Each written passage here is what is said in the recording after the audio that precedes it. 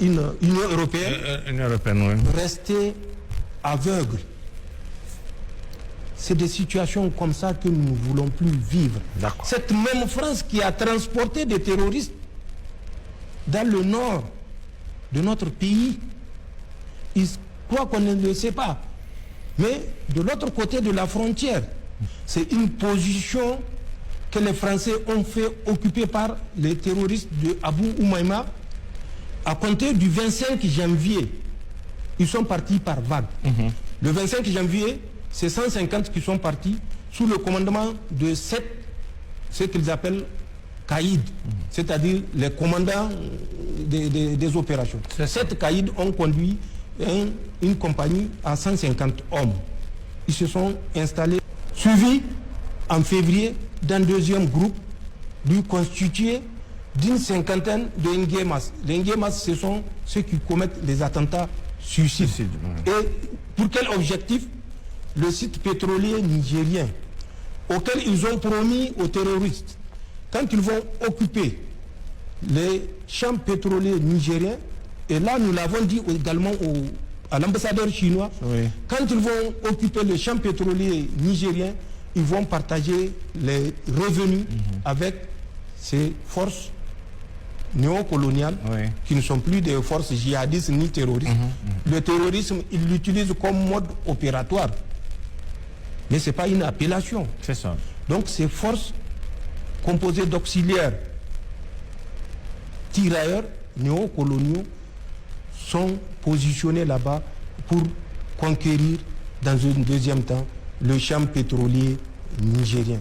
Nous l'avons dit à l'ambassadeur, nous avons dit mieux à l'ambassadeur quand ils se sont engagés dans des négociations en septembre, octobre, avec Salah, Mahmoud Salah, qui a été pris le 22 février par les forces armées libyennes. Libyennes, c'est ça.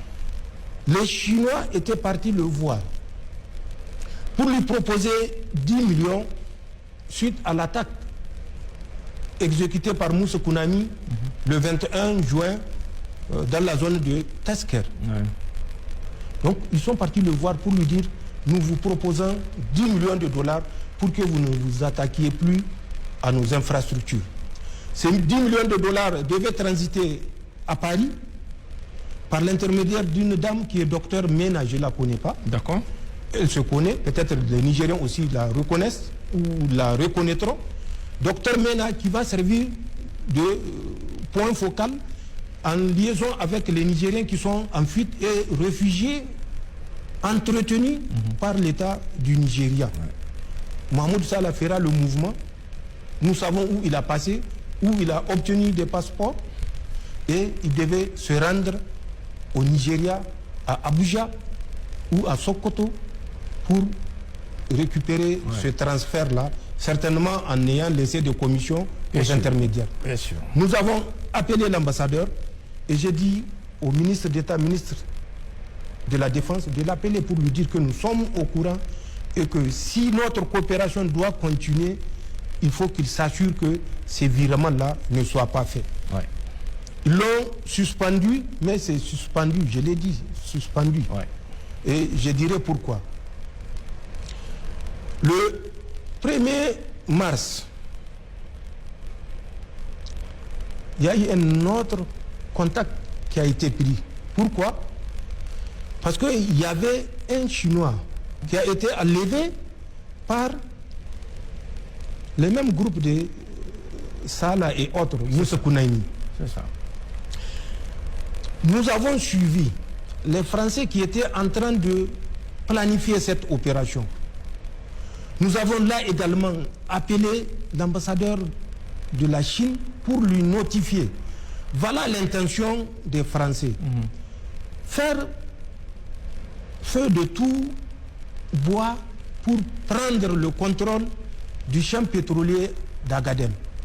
Ils ont envoyé à travers les Moussa Kounami, le Mahmoud Salah, des éléments pour kidnapper des expatriés chinois et réclamer de l'argent.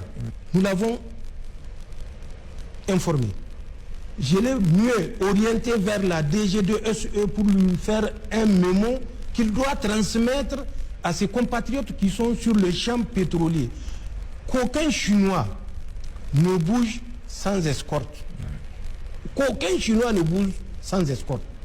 Il a pris note, on lui a remis le mémo, il est parti. Moins d'une semaine après,